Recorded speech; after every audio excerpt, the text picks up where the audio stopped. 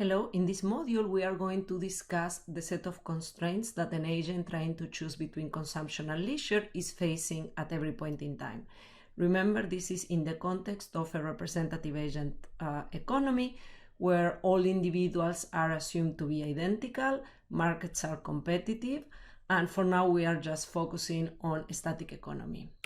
So let's think about what are the constraints that the individuals face at every point in time. So we are going to assume that an individual has a fixed amount of time, a time endowment, which we are going to denote by H here. We can think of this as 24 hours, we can think of this as 1 day, 1 year, 1 week, etc. It doesn't matter the horizon. For now, let's just understand that it's a fixed amount of time. So, between 0 and H, this is the total amount that an individual has. Now, the agent is going to work part of the time. We are going to denote the number of hours that it works by NS, and the rest is going to be spent on leisure. So if the individual has H hours in a day and chooses to work NS, 8 hours, then the rest is going to be leisure. So the first constraint that an individual is going to have is the time constraint that says that the sum of the number of hours worked plus the number of hours that the individual is enjoying leisure must add up to H. So again, we are not being very specific about what leisure means, but we have to think of any activities that are not working. So this could be free time, watching a movie, going out, exercising, etc. Anything that does not produce a wage, basically. Now, the second constraint that the individual is going to face is the budget constraint. So the budget constraint is a monetary constraint that states that you cannot spend more than what you have. So what are the total consumption expenditures? Well, if we denote by C, the total amount of goods that the individual consumes at every period, say the number of apples, and P is the price of each apple, then the total consumption expenditures are just going to be the product between P and C. So P is the price in dollars, so this is a dollar amount of the consumption goods, the cost of one apple, say $1 an ounce. Now, the total expenditures cannot exceed the total income the individual has after taxes, and we call that disposable income. So in this specific example, we are assuming that disposable income is the sum of two things: the income that the individual gets out of working and the dividends that the individual gets because he or she owns shares of a firm. Later on, when we discuss the firm side, we are going to explain how these dividends are determined. And we call it disposable income because we are going to subtract the amount of taxes that an individual pays. So let me talk a little bit about notation. So WN is the nominal wage. This means this is the amount of money an individual makes for working an hour, say $15. And NS is the total number of hours that the individual works. So WN times NS is the total labor income, is the salary that the individual gets during, say, a day because it works 8 hours, okay? Now, dividends are going to be denoted by pi n. These are also going to be in dollars, and this is the total amount that the individual gets paid because it owns shares of a firm. And as I said before, this is going to come from the firm's profits. Now, this is the total income, and then we are going to subtract the taxes. Taxes is the total amount of dollars that the individuals pay for the government in exchange for goods and services that the government provides. And we are going to specify that later. For now, we are assuming that these taxes are lump sum. And what that means is that the taxes that the individual pays are independent of the choices that the individual makes. Now, a different type of tax that we are going to discuss later is proportional taxes. So those taxes are going to be more similar to payroll taxes, where you pay a percentage of the, say, labor income or a percentage of your dividends. And we are going to discuss those later. For now, we just assume that, individuals pay X amount of dollars every period. So how does this budget constraint look like in dollars? So it's expressed in dollar. The value of expenditures, which is in the left-hand side, cannot exceed, it's less than or equal, the disposable income, which is in the right-hand side of this equation. And remember, it's the sum of labor income, total labor income in a day, total dividends that the individual receives in a day or a year, minus the total amount of taxes. And these are all in dollar terms. Now, as I said before, we are going to abstract from money for the moment, and we are going to focus instead on a real economy. We are going to reintroduce monetary policy and money in the economy later in the class. So we would like to express this in real terms. So instead of being in dollar terms, the total amount of dollars that you make in income has to be greater or equal than the total amount of dollars that you spend on food. We are going to rewrite everything in terms of goods, and we call that in real terms.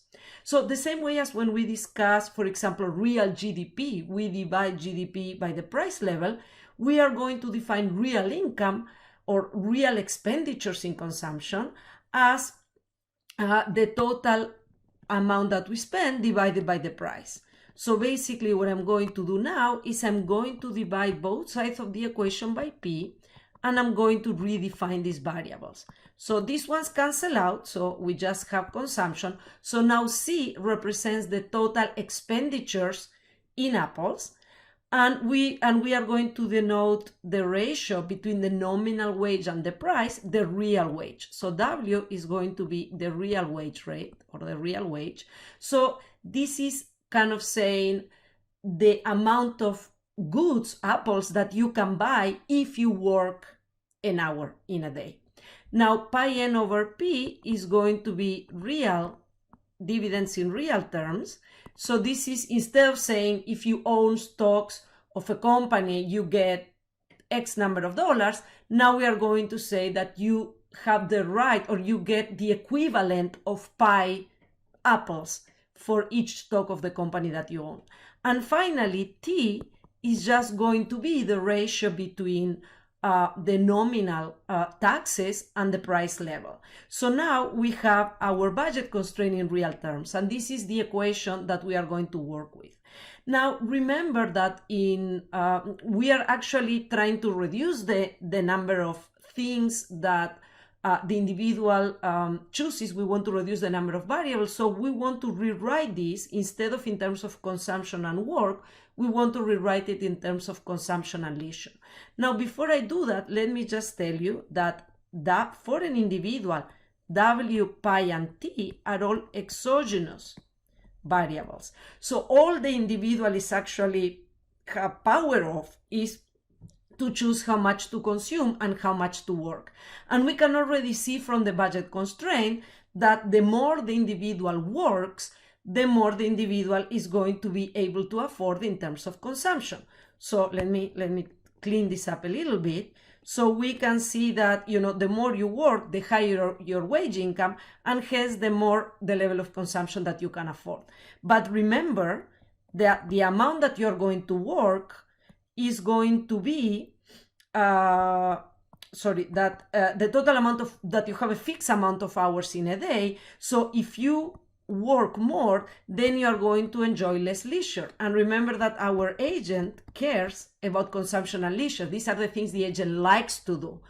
So what we are going to do is we are going to re-express our budget constraint in terms of consumption and leisure. So we are going to use this equation here, and we are going to substitute NS by H minus L. So you can express the number of hours that the individual work as the difference between the total number of hours in a day and the total amount of hours in leisure. So remember the plot I did before.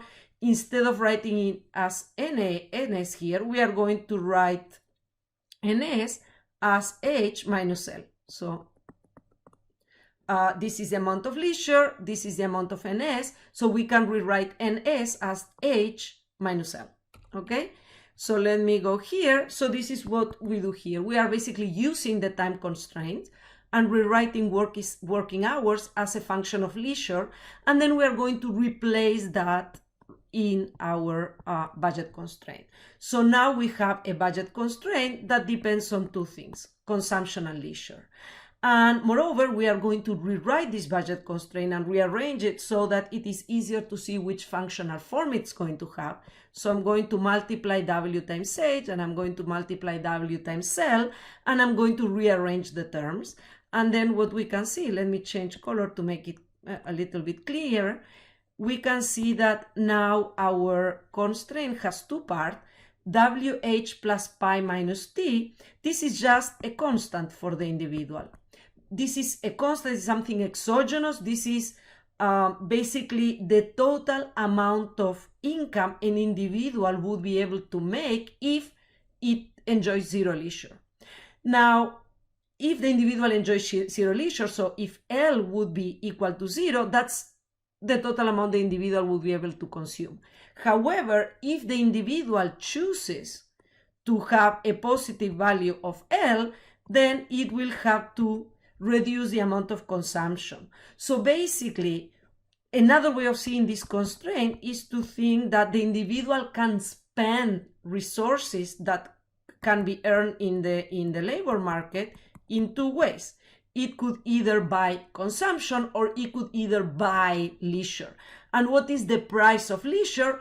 Is the income the individual does not make because it's not working. So the price of leisure is W, and we think of it as kind of like the opportunity cost of working.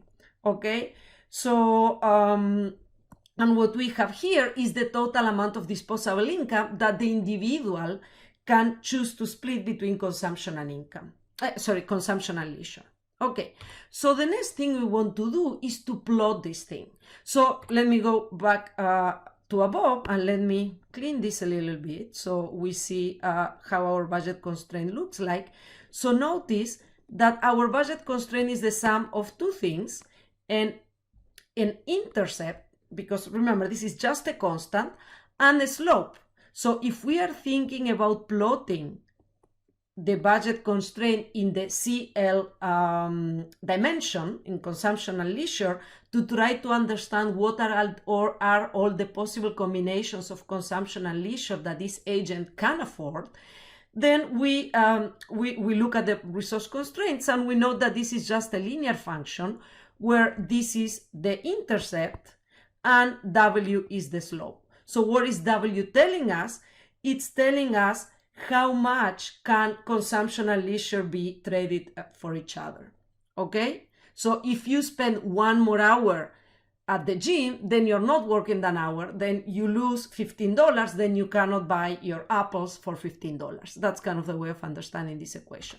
So let me write it over here. So we have our budget constraint. I'm just copying this. Our labor income plus pi minus T, and then we are going to subtract here minus WL. Remember, WL is the only thing we can actually choose, and what we are trying to do now is we are trying to draw this budget constraint. So as I said before, I'm going to have L in one axis and C in the other axis, and this is basically the equation I am trying to draw. So how do we draw this equation? Well, this same way you would always draw a linear function, we would try to find what the two extremes of these functions are, and then we are just going to connect the lines. So the first thing we can do is we can say, okay, let's assume that L is 0. So that is going to be this point over here. So how much consumption can you afford if L is 0? Remember, what is L0?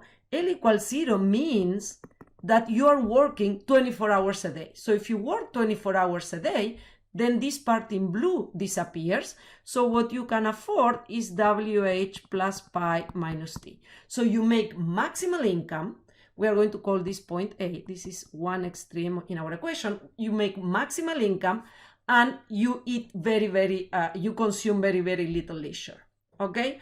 At the other extreme, we can ask yourself, okay, what happens if you didn't work at all? So if NS was equal to 0 and L was equal to H. So when L is equal to H, then what happens when L is equal to H? So when L is equal to H, this term and this term cancel out.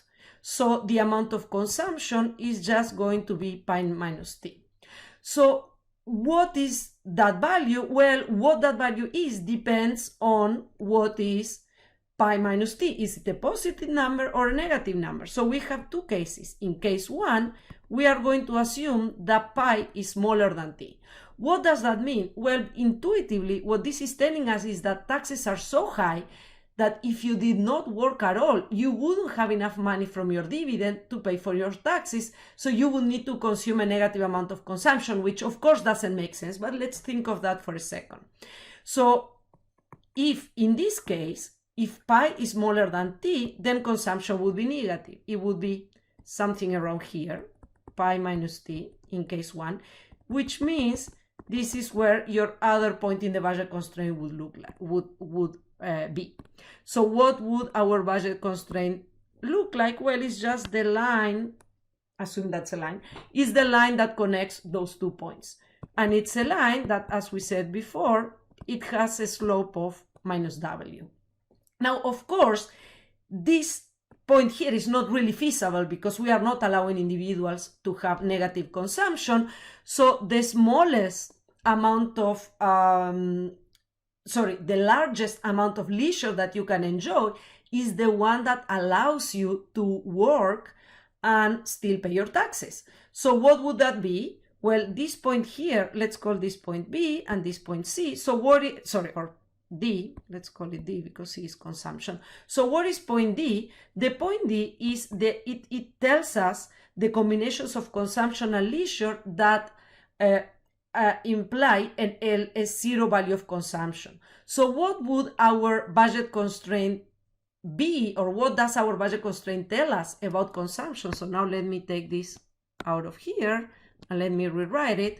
So this is WH minus WL. So if we make, and let me use another color so you can see better what I'm doing. So if we make consumption equal to 0, then we can delete consumption from here and we can move WL to the other side.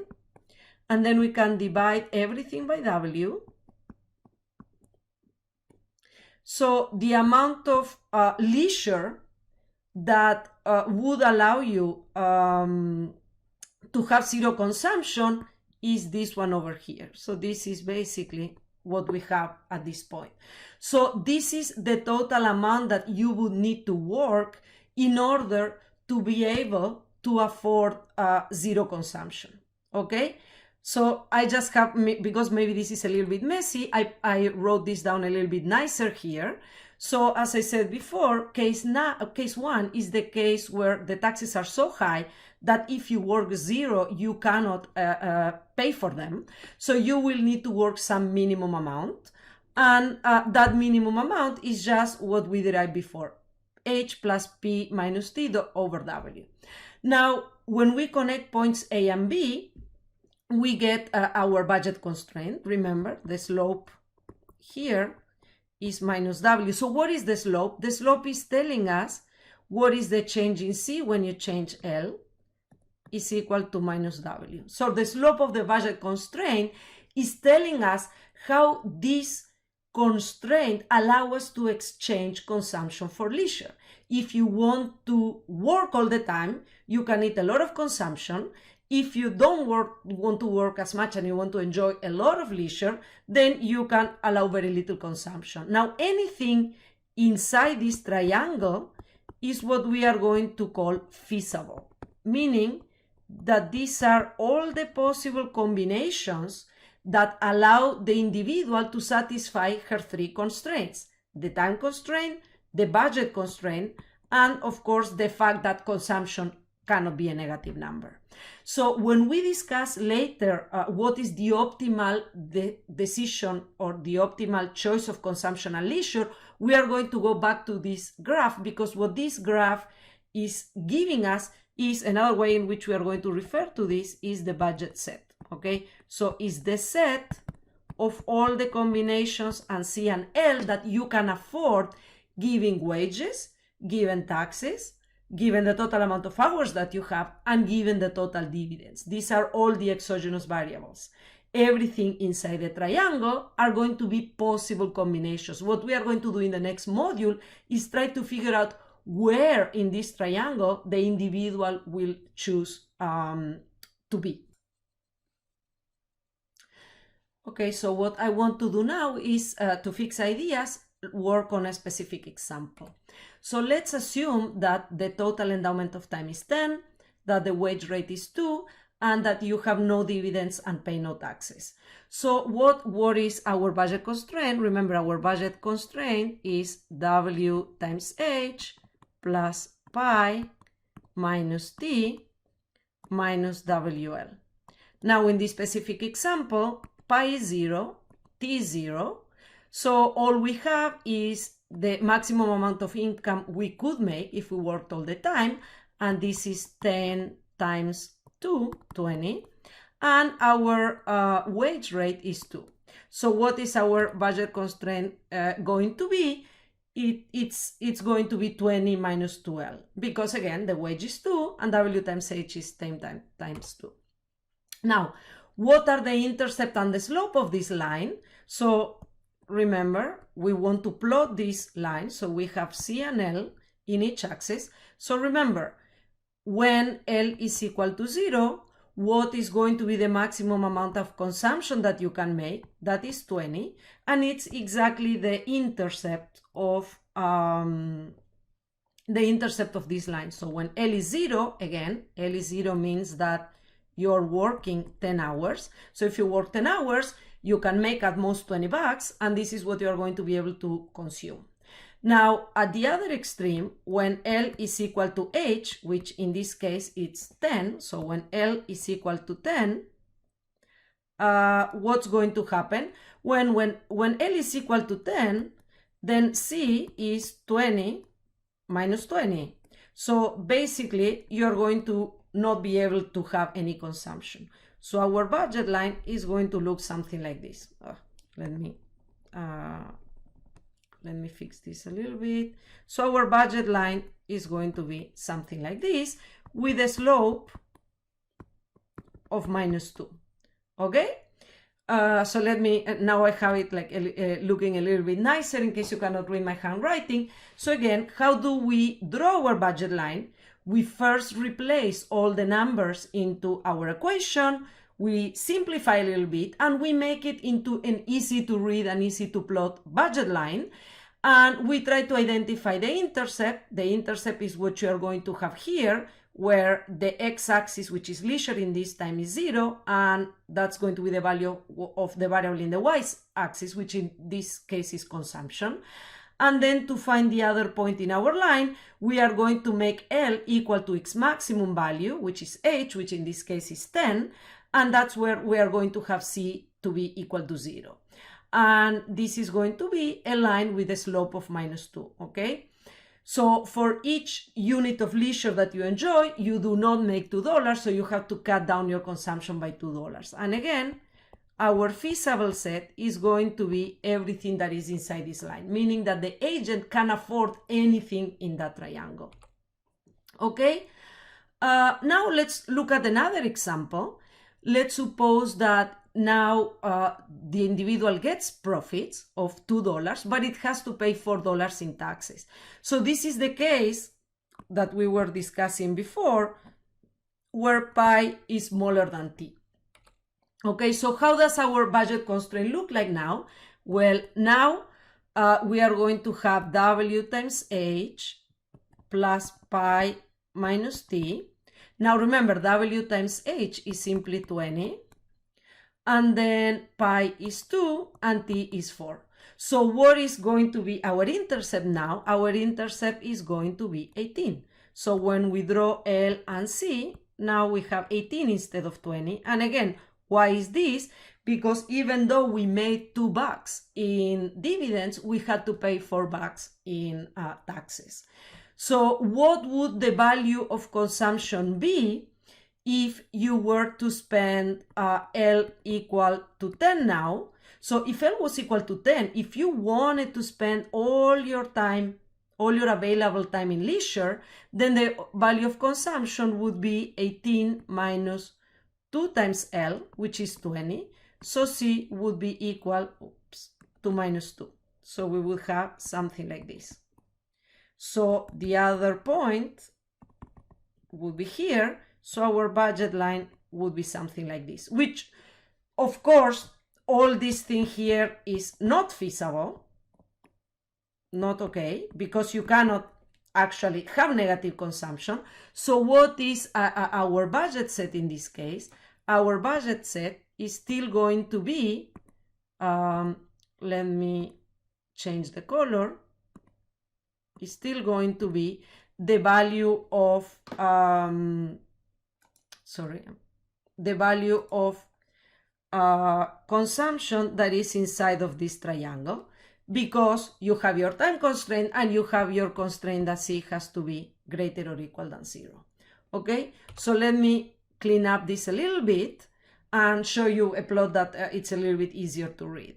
So what is the value over here? Well, the value over here is it tells us what is the amount of L that you can enjoy, what is the maximum value of L that you can enjoy and still be able to pay your taxes. So what is that value? That value is going to be 9. So remember, how do we find that value? Well, we make C equal to 0. So if we plug that in this constraint, then it must be that L is equal to 18 over 2, which is just 9. Okay, so this value here is 9. This means that the most leisure you can enjoy is 9 hours, but you will need to work at least 1 hour to earn $2 to be able to pay the taxes, and not owe money to the government. Okay? Now, let me move to the next thing. So as I said before, remember there were two cases. So let me go back a little bit here so you can remember what I'm talking about. So when we discussed the budget constraint, we said there was one case, which was pi less than t, but there is another case, which is the case where the amount of dividends is actually larger than the taxes you have to pay. Now, if that's the case, then you are not longer going to be less than 0 if you choose to enjoy leisure completely. Even if you choose L equal to H, you would still be able to have some positive consumption because dividends are bigger than taxes. So now let's look at that example. Sorry, let me slowly move back there. So what happens when, sorry, I have to move a little bit back more. What happens when pi is bigger than t? That's our case 2. Well, as I said before, when L is equal to H, which when you spend all your time or your endowment on leisure, you can still afford some consumption. How much consumption? Well, if you go back to the budget constraint, you're going to be able to afford pi minus t, which in this specific case is going to be positive. So what is that doing to our budget constraint? Well, that's telling us that when L is equal to H, in this point here, then consumption is going to be some positive number. So that is going to increase our budget set, because even if you don't work at all, you can still eat some amount. Now, if you start working, meaning you start cutting down on leisure, then you're going to be able to afford more and more consumption as determined by your budget set. So what happens now to your budget set? Your budget set is going to be, again, all the shaded area. Everything inside the shaded area is feasible. Anything outside the shaded area is going to be not feasible. Now, one interesting thing that happens when pi is bigger than t is that our budget set is going to have a kink. And we are going to discuss the implications of this later on when we talk about optimal choices. Okay? So now, let's do an example now. So let's think about what you want to do when, again, the H is the same as before, the W is the same as before, but now pi is bigger than t. So remember, what is our budget constraint is WH plus pi minus t minus WL. Now WH is 20 as before, it's 10 times 2, pi is equal to 4, and t is equal to 2. So what is now our intercept is going to be 22 minus WL, which is just 2. So how does our budget constraint look like now in this case? Again, we are going to do the same thing. We are going to say when L is equal to 0, then what is going consumption to be? So then consumption gets its maximum value, which is 22. So this is L, this is C, and that's how we are going to find our intercept. Now, what if instead you were spending 10 hours on leisure? So if L was equal to 10, so meaning you were not working at all, then your we replace that in this equation, and you find that you can still consume 2 units of consumption, because we have 22 minus 20, that's equal to 2. So that's the value here, and that's how you're going to find our kink, okay? By replacing the maximum, so you're replacing L equal to H in the budget constraint, and that's going to tell us what this value is. So even if L is equal to 10, you can eat all this much. Now, as L is any value between 10 and 0, your consumption is going to be constrained, but your budget set, which again has a slope of -2. And what is now our feasible set in this case? Our feasible set is everything inside of this area. Okay, now again, interestingly, in this example, because pi is bigger than t, you still have some free income even if you don't work at all. Okay, what I did here is I just simply rewrite it in case you couldn't understand my handwriting, but you it's the same example we just discussed. Okay, hope this was useful. Bye.